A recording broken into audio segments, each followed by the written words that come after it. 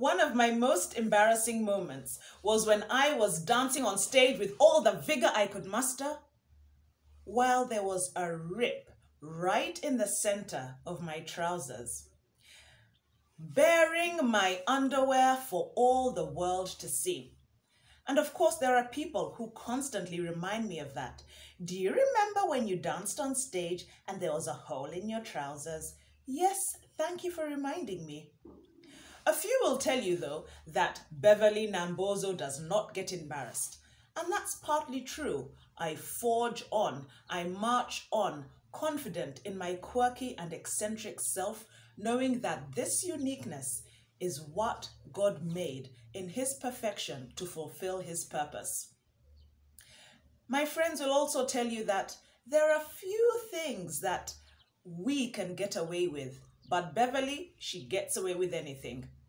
I have learned to deal with embarrassment, step over it and move on.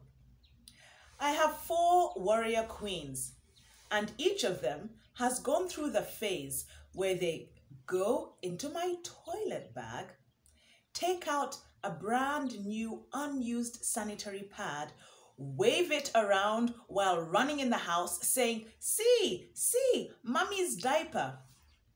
This is my reaction. I don't scold them and say, "You're embarrassing me, you're embarrassing the household, you're embarrassing our family name, put that back." No, I understand that that's their way of coming into my space, learning who I am. By going into my toilet bag, they're becoming familiar with the things that are important to me. And while the eldest 2 now understand what a sanitary pad is used for, the youngest shall soon learn as well. That's how God wants us to be. I know that before we step out into the workplace, before we start our day, there are so many potential embarrassing scenarios that we have built. I speak with a lisp. How am I going to deliver this business presentation? Go ahead and deliver it. How can I? I'm too dark-skinned. Will they see me? Why is it that I'm the only person in this workplace who comes on a boda, a motorbike transporter? Go ahead, deliver your presentation. Be the best version of yourself. And building confidence is not easy because being embarrassing is mortifying. It is. I have stood in places and I am mortified at what's happening to me. But when we constantly practice to move through despite the potentially embarrassing situation, we build ourselves up because no day is perfect. Before my children go out to play for a birthday party, I make sure that their faces are well washed, their hair is combed, because I don't want them to be embarrassed. I take care of that for them.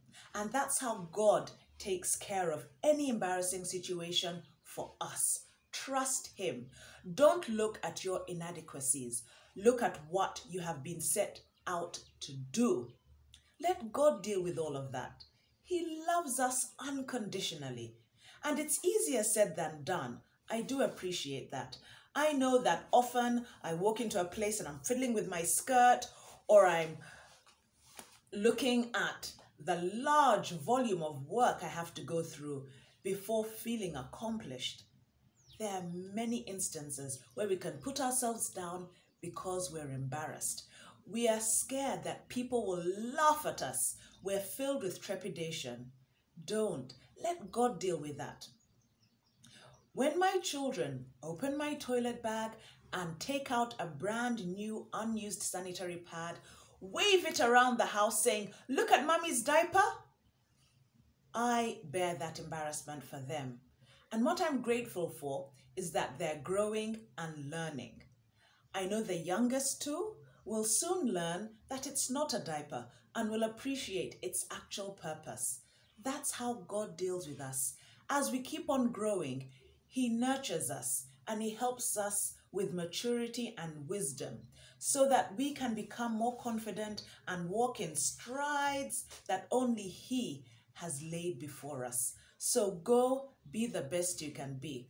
God will take care of the embarrassment. God bless you. I'm Beverly Nambozo Nsengiyumva, and I wish you the most successful, fruitful, fulfilled July, August, September, October, November, and December of 2020. Let this be the beginning of excellent decades to come. God bless you.